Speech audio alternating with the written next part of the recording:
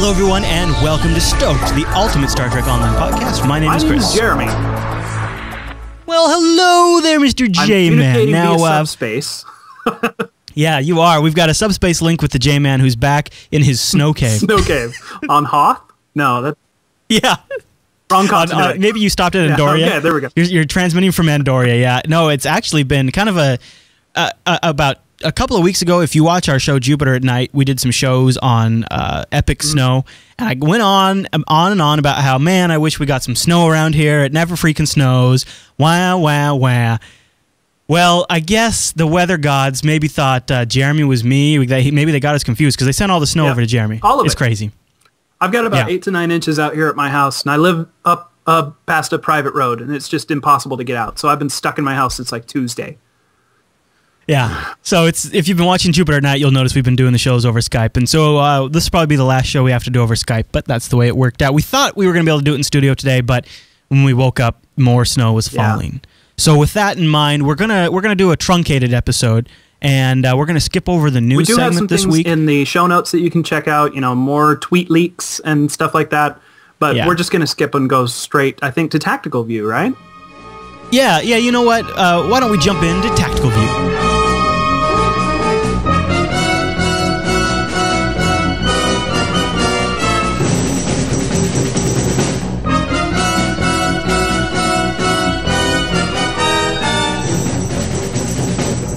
Hello, everybody, and welcome to the remote edition of Tactical View. We've linked in with the J-Man to do the review of Coliseum, the fourth part in the new Cloaked Intentions series that we've been playing for the last few episodes.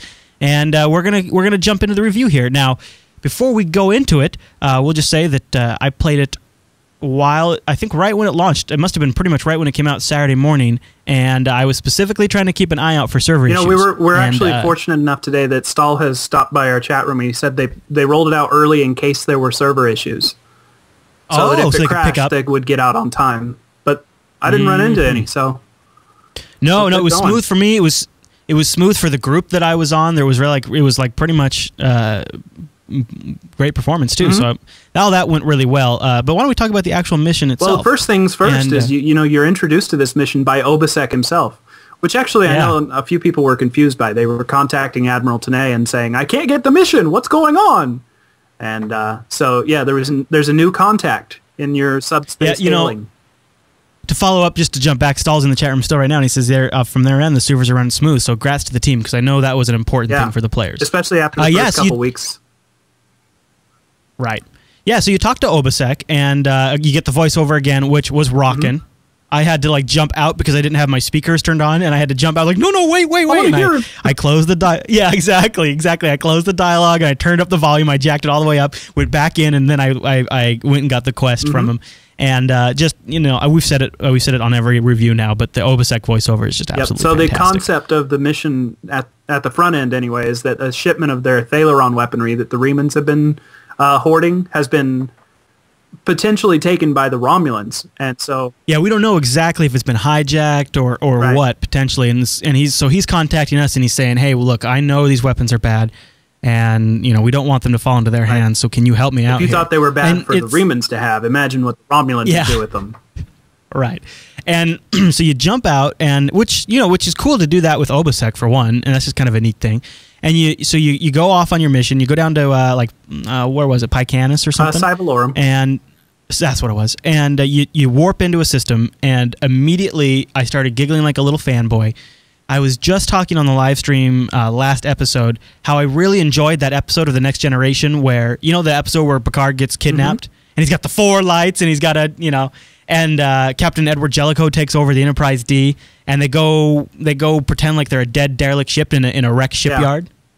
And I thought that was such a cool story element to do, and then to see that worked into now, and kind of a little element of that worked into an episode of STO, that was a lot of fun for me. Especially so recently after you were just geeking out over it, so... Yeah. And I totally dug on the shipyard, and everybody in the chat room, when they were playing that phase, there's a satellite in there that reaches out and sort of neutralizes your ship and just kind of leaves you in... And it just leaves you sort of like in this dampening field. I got to say, actually, I want to sidetrack just for a little bit, because there was that. There were at least 1 or 2 other moments during this mission where I was completely taken off guard. I was just oh yeah, like, I want to save the biggest one for the end, but yeah, there was a few moments. I mean, the whole way they handled the cut scenes, where a couple of times, you know, my character's here, and it's this quick pan away from my character, like the camera guy ripped away to look at something, and I don't know exactly the tool set they work with, but I'm just picturing doing something like that in demo record, you know, and getting that camera lined up just right. And then having the impression that I get is that their demo tool also includes some sort of AI command, so they can force entities like your captain to do certain actions or to be in a certain point. So in addition to moving the camera, they can also move the entities. Well, and I gotta say, there obviously was some sort of there is some sort of scripting that happens for my character, because, you know, I'm walking around and I'm checking the scene out, and I walk into a cave and I'm telling people the situation like I'm a captain, like I'm owning that situation, and I just felt like the use of those cutscenes made me feel like I'm a boss. So let's back up just a little bit here, because after your ship gets captured, you're then able to beam over to the station to try and free yourself for it. I want to talk about this a little bit because, well, I both loved this and disliked it in a few different ways. Yeah. The puzzle itself was incredible, and it was great to... I made a screenshot of where Stahl showed up in the chat room and said, "You got mathed," because we totally did. We totally did. I busted out the calculator, dude.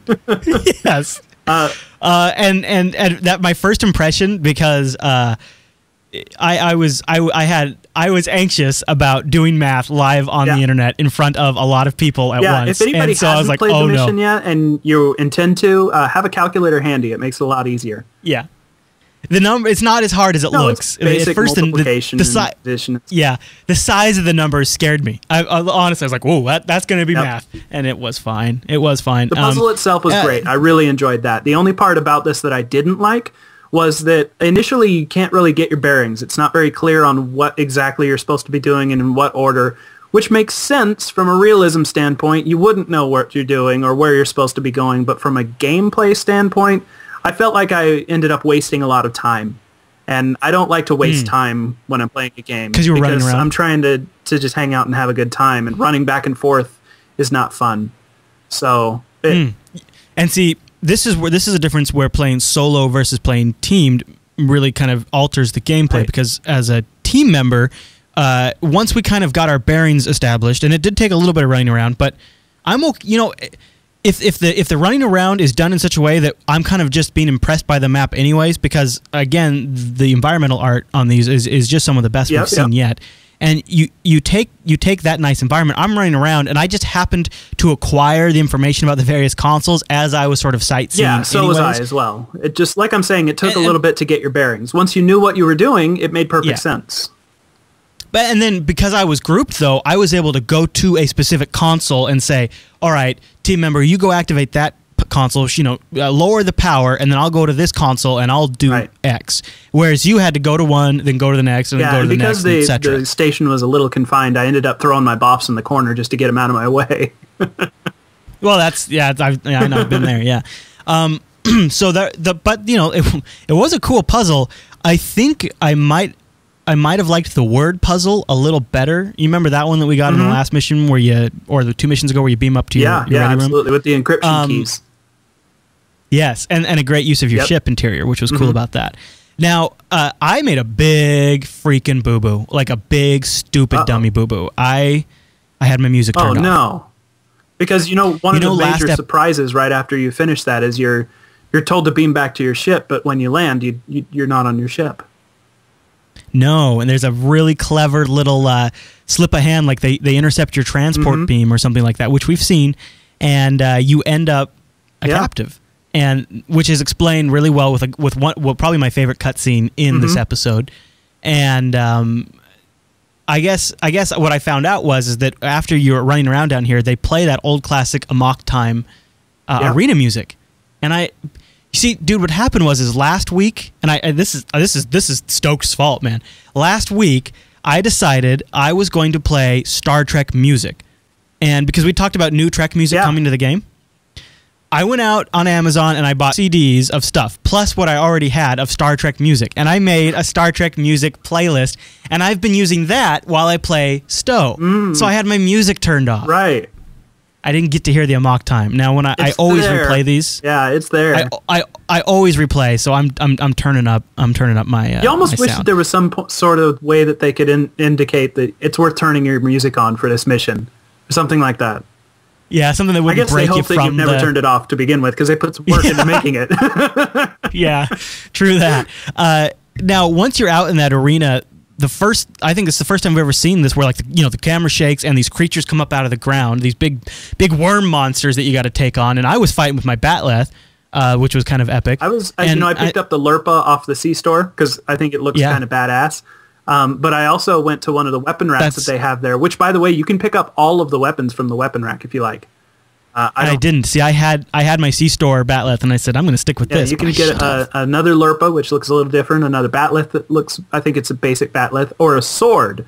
And a lot of people have really liked the one-handed sword. Yeah. Well, pretty much everyone on my team, by the end of the mission, that's what they were rocking. Yeah. And that's what I used as well. I had the Lurpa, but I felt like the sword was more effective. I'm not really sure why.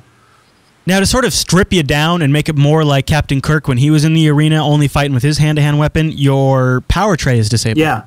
And you can't fire off your heals. That means no devices, no hyposprays, no shield recharges, nothing. Right.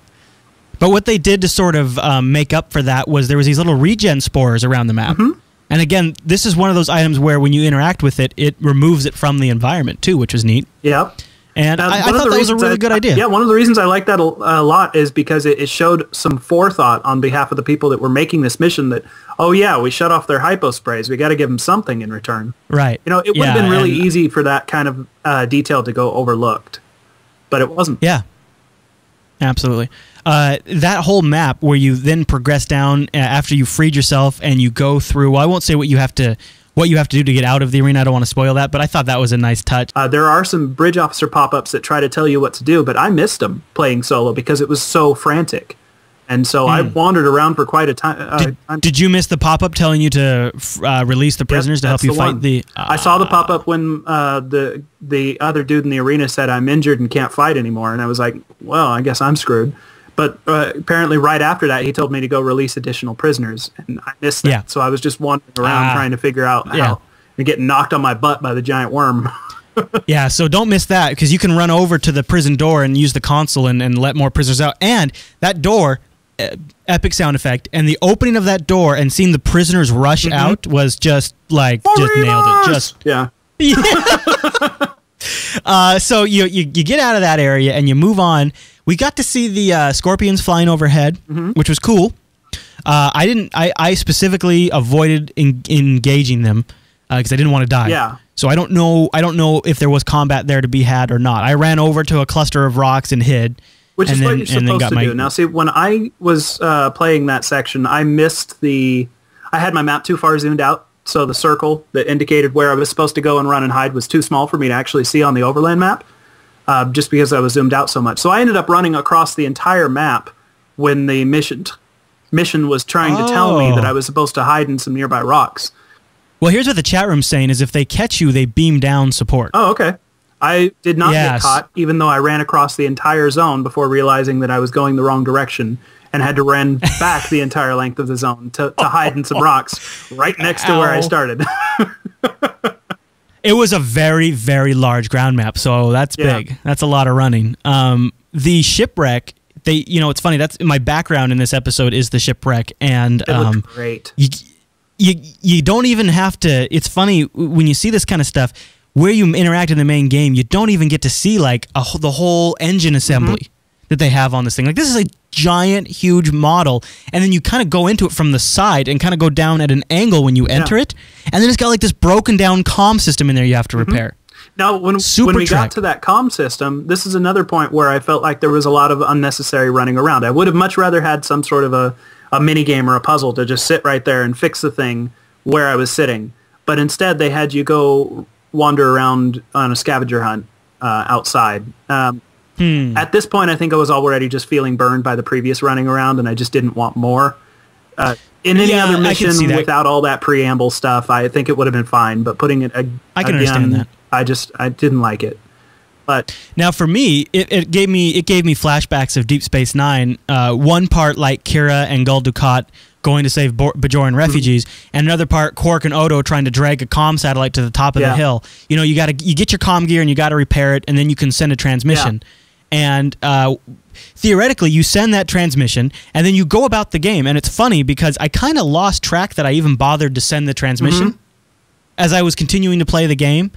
And it moves on into a very, very powerful cutscene at the end where you get surrounded.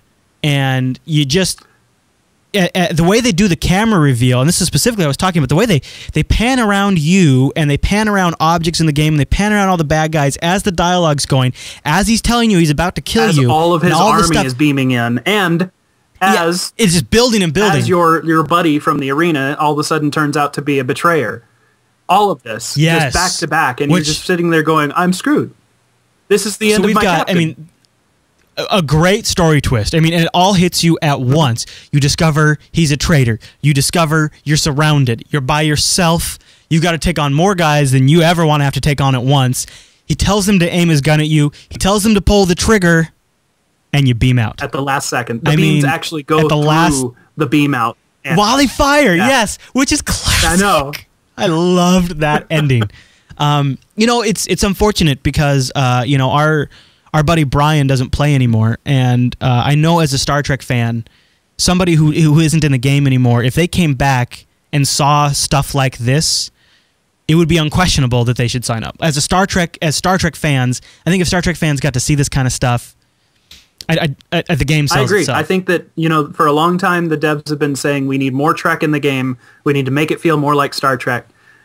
This series so far has done so many little things along the way that are just... They nail that point. Absolutely. That it's just they don't miss a beat. Now, at the end, you hail Obasek, and he kind of explains he didn't know that you were getting, you know, that there was going to be a switcheroo on you. There's going to be that twist, and that he's still your bro, and he apologizes about that. And then he gives you an awesome shield. Yeah, he gives you a very great shield, which I nearly didn't equip. I'm glad that we had some folks in the chat room to tell me to equip it because it is so neat. As soon as I equipped it, I had to throw it on everything I had. I first threw it on my Intrepid, which was a must because that's what I'm flying right now. And then we had folks in there with it on their Galaxy. We had it on their the Sovereign looked amazing. I'm looking forward to seeing. I think you got some shots of an Olympic with it equipped. Yeah. Yeah. You know, that's I mean, that ship has I have a soft spot for that ship. So. Now I know we're not talking news, but if you go check out our tweet leaks section of the show notes, Stahl earlier teased us a shot of he said here's the new Cheyenne variant sporting some cool new textures. And you look at that and you're like, oh yeah, those are cool new textures. I like that. Well, you realize now looking at those, that's the Riemann skin, or the Riemann shield skin that he had added. And we got that little tease there on that tweet. So there's links to that, including also some other links to there. But so final thoughts on this is on the reward is I think this reward is as good as what I would expect for a series reward. Yeah, me too. Especially the fact that, you know, besides being a really good piece of equipment, it's got an excellent graphical effect. That's just a great package right there. Now, I got to do a little bit of investigation to find out if I want to stick with the Aegis shield and get the combo effect, or if I want to switch out to this. Asking me to do a quick mass segment on that. So maybe in a week or two after I've got some time to play with it and look it over. I'll try to do that, yeah. I like that. Any other thoughts on this episode? I want to go on record as saying that I wasn't quite as impressed as the chat room seems to have been. They just seem 120% on board with this is the best epic mission that has ever existed. The most epic ever? Great mission. I will not deny that in any way, but I think that it could have used a little more fine-tuning and a little... It was epic. It was very long. I did not enjoy its length, but I could have used a shorter mission. Maybe that's just...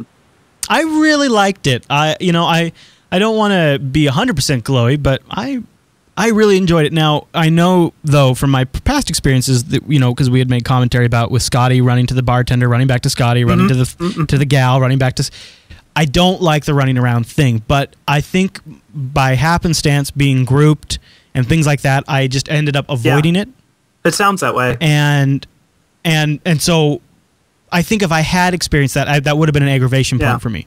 But, you know, we also play it with a different style because we're under a schedule when we play it. So that kind of adds a little bit of, well, you know, and going back to is it Trek sort of feeling. You never saw Kirk or Picard or anybody just wandering aimlessly.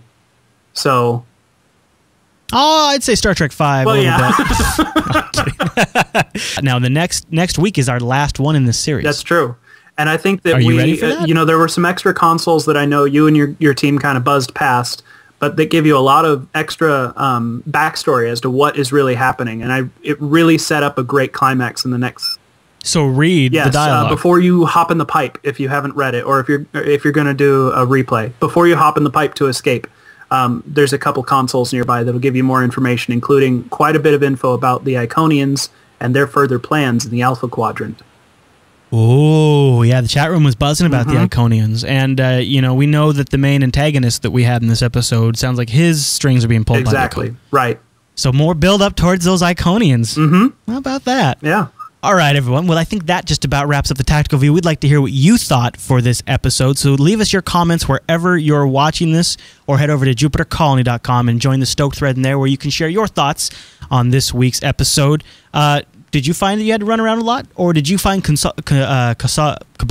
Or did you find Coliseum to be consolidated? That's what I was trying to say. Do you like that? But it was just really hard. Yeah, consolidated.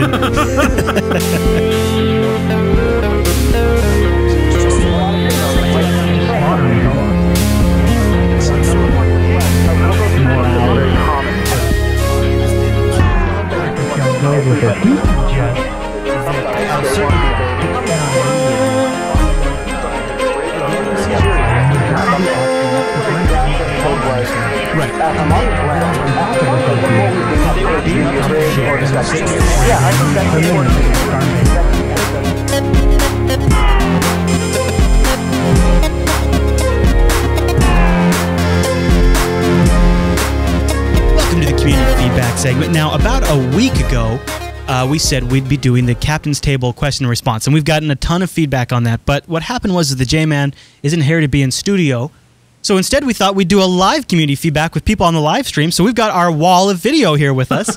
Hey, guys. Hey. How's it going?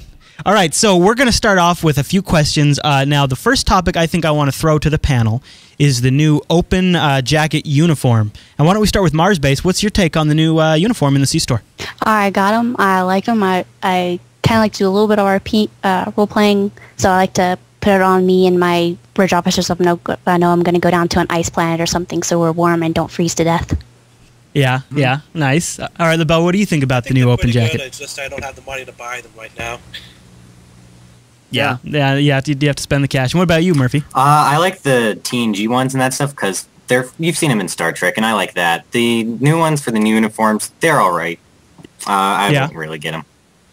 I'm kind of in your camp, Murphy. I got the new uniform pack, and it's slightly underwhelming, but only because I feel like the forums have been talking about it for like a month solid. Yeah. So I kind of got my expectations way up there, and it literally is the uniform with an opening in the jacket. Yeah.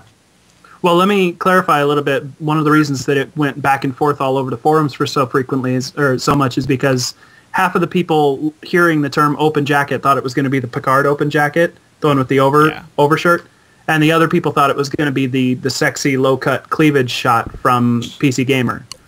Oh, so then they ended up putting them both into the same package, just because some people thought it was going to be the one thing and they didn't want to disappoint them, and then they put into the others so they didn't disappoint them. And yeah, J-Man, while you're talking, do you have another question you want to throw to the panel? Not really. I think we should let them ask us questions and see. Let's do that. Yeah.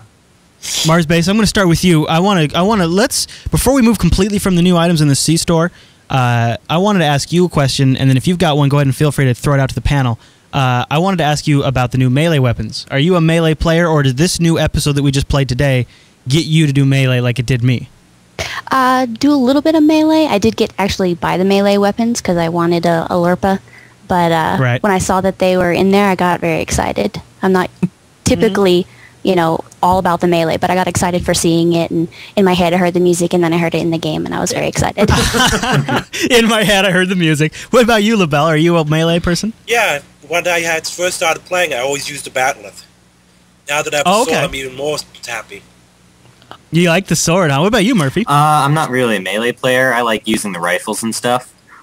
So I wasn't really going to get any of the melee weapons. I actually thought about doing martial arts just with my fist. But when I saw the sword on the rack in the mission, I was like, yes, I need that. And I picked that weapon up and loved it. It just felt kind of like fantasy stuff. Like, my captain would be role-playing with a sword, doing like fantasy stuff on the holo suite. He goes to the holodeck and plays King Arthur sometimes. Yeah. So he knew how to fight with it. Yeah. I see. So you'd work that into your character bio, so it was totally I love working like everything into my character bio, because I do kind of a mini log for every mission while I'm playing through it. I'll do like a brief captain's log in between maps. And I always try to work stuff into my bio. Yeah, I do the same thing. I do the totally same thing. All right, now does anybody in the on the panel have a question? Now I think there's probably some other folks that want to get on, so I think maybe we'll move to another group. But go ahead, LaBelle. Jeremy and Chris, which do you think is better for a science captain, Vulcan ship or the Intrepid? And you're talking about the refit with the shielding. The Dakir or the... I honestly think it's the Intrepid. Yeah, see, I actually think it's the Dakir. But go ahead and tell your reasons. Yeah, tell me why. Well, so the Dakir turns too slow for me, and that's a major killer for me.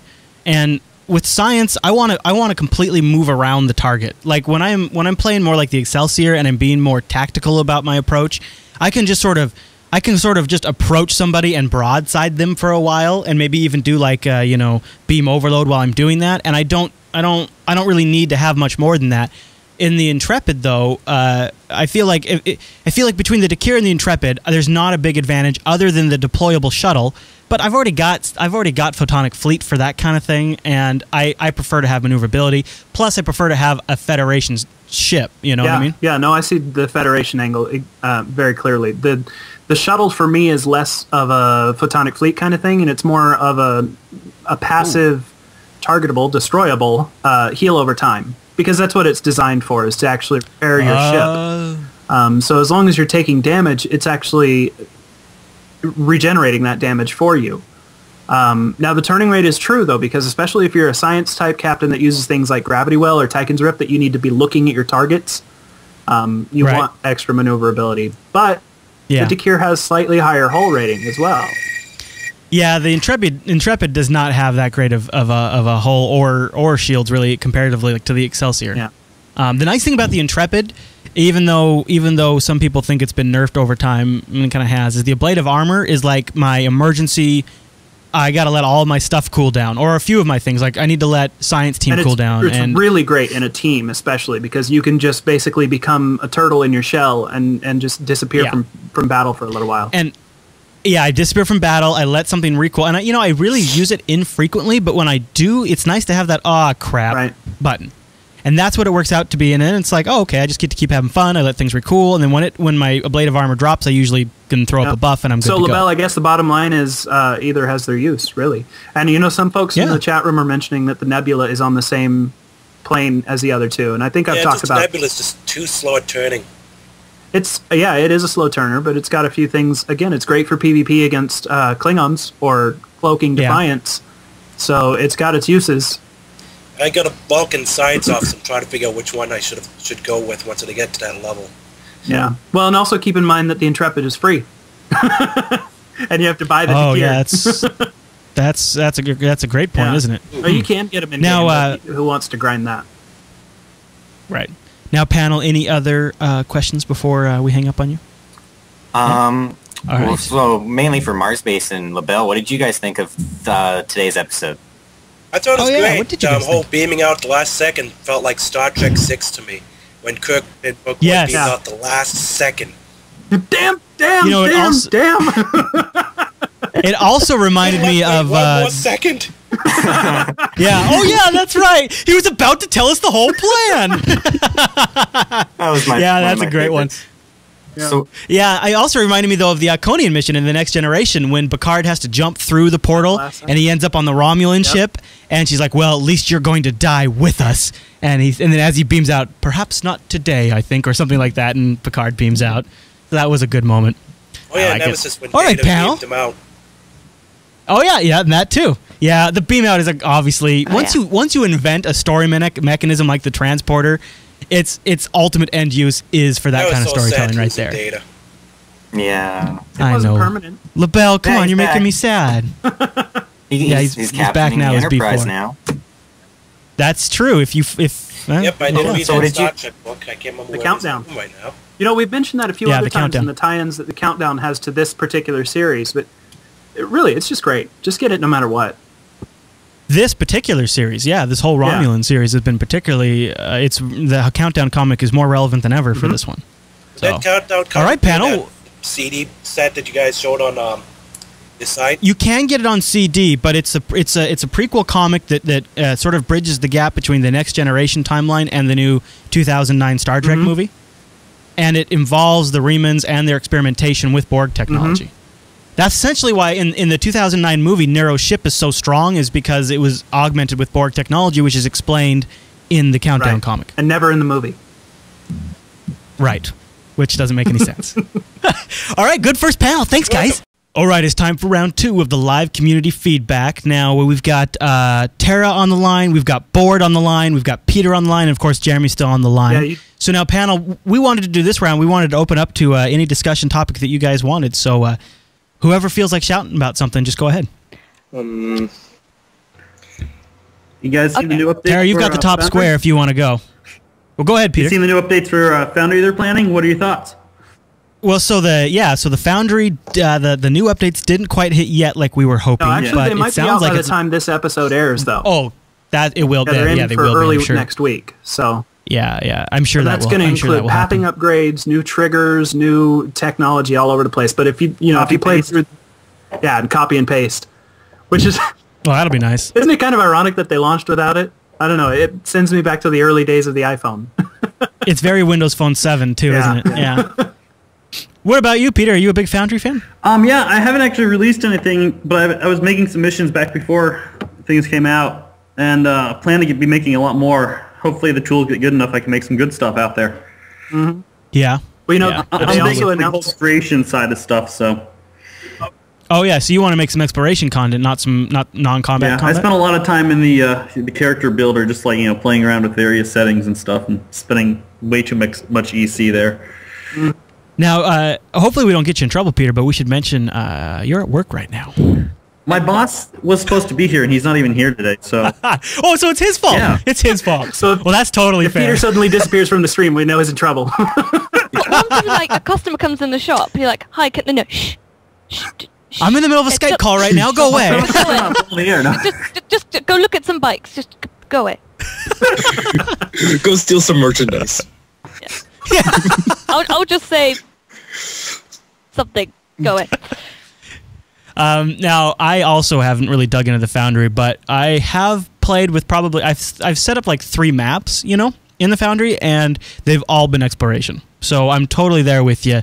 I put like NPCs and stuff in there and stations and things like that, but nothing combat yet. I haven't gotten to that whole side of it. I can only imagine it gets even more challenging when I'm really hoping that they can stick to their release schedule. They're trying to get it out by March because hopefully they,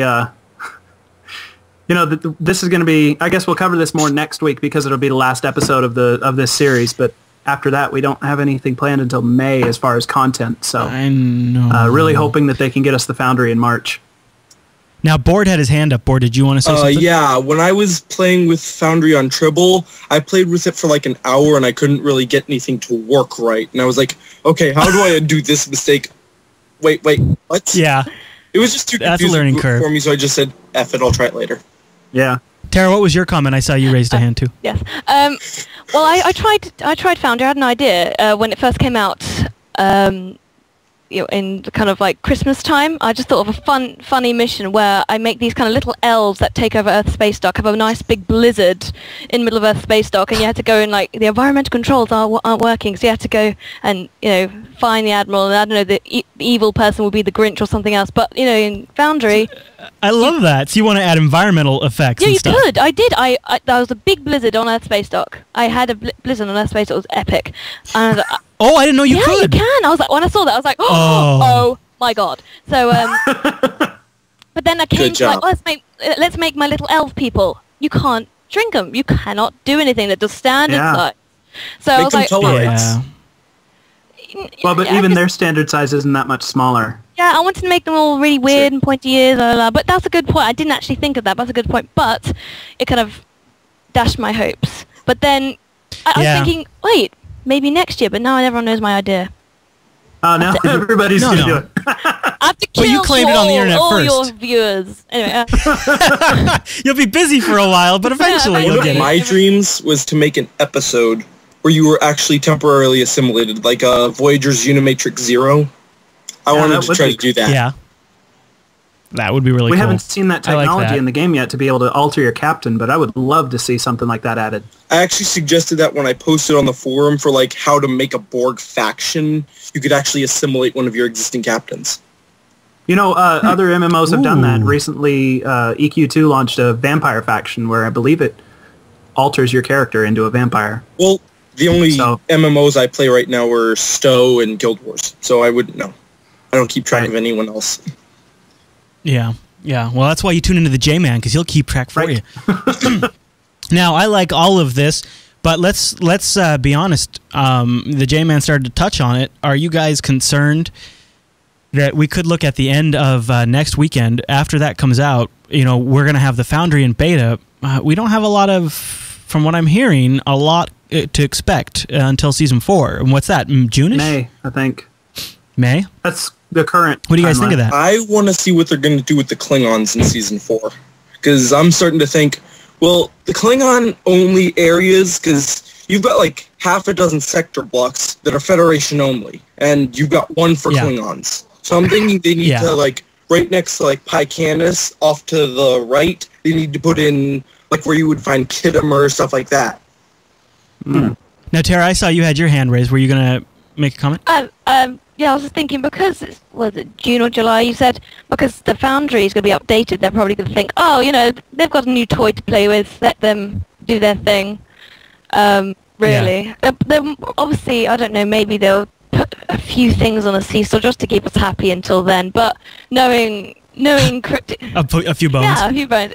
Knowing Cryptic's record, they do, like, push it back, which is kind of funny. When the first Breen stuff came out, I went to Albania, because I do archaeology, and I was going to miss it totally, and I came back, and my fleet was like, oh, yeah, it just started. And I was like, oh, that's all right. Then I didn't even miss it, so that was fun. So, they have mentioned that there will be other content in the meantime, but they haven't told us exactly what that's going to be. And I think you're right, actually, Tara, that I think they are counting on the Foundry filling in some of that gap. And in a way, it will. I think a lot of people will be excited and fill in the content there. Not only will we be playing a lot of it, but we'll be covering a lot of it on STOked. Starbase UGC has a new podcast. Season 4 might be a collection of... Go ahead, Peter. Or was that Board? Whichever one. It was Peter. But... okay, go ahead, Peter. Season 4 may just be a collection of, I hope they don't do it, but they may just end up being a collection of, like, really good Foundry missions that they found. So they may tie in with what they did, Season 2, which was just the sector space open up, because they've been known to do that. Word. All right, panel. Well, I think that's pretty good. I think this is a pretty fun community segment. I don't want to go for too much longer, but we can keep chatting on the live stream for a bit. But you know what? Let's go ahead. Sorry, I just wanted to put this out. Maybe other people who watch this, if this does go out. In PvP, space PvP, mines. Anyone encounter the lovely new thing of spawning mines everywhere? Being so much I see them doing it at Earth Space Dock. And I'm like... Oh, really? When you get like 20 kilometers away, they turn into enemies. And I'm like, okay, there are enemies in Earth Space Dock. Oh, well, I'm still trying to dock. Because I'm trying to put my ship into that little slot thing and get the pictures of, like, in Star Trek Generations, the Enterprise B, I'm trying to get those shots with, like, my NX, I've done that with my Excelsior, Yeah, I have too. The cutscenes there. When you fly in, it cuts into you docking. That'll be nice to put that in. Could I have a comment about the new episode? Everyone was saying how they were thinking Star Trek 6 when you suddenly beam out. I thought DS9's Inter Arma, the one where they actually went to Romulus, because that's how Sloane survived. I was like, Inter Silent MS. Inter Arma, Indem Silent Negus. Yeah. Inter Arma, Latin. Good memory. Ego Samsara. I think that pretty clearly makes it, a very Star Trek mission that we just played. It was there was a lot of very Star Trek elements. Yeah, you guys... I want to put that in the Foundry. It was great for watching, and I can't wait to play it when I get home.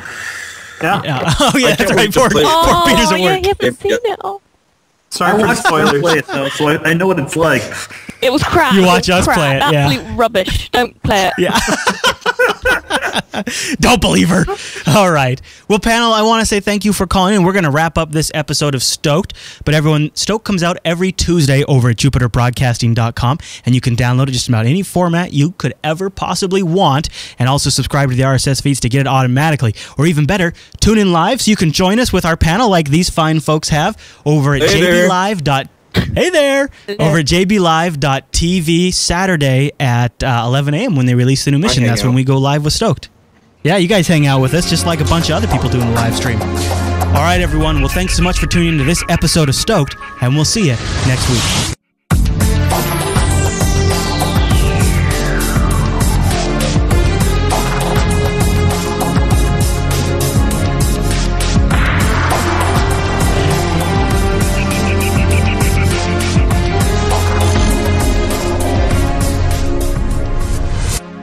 Oh!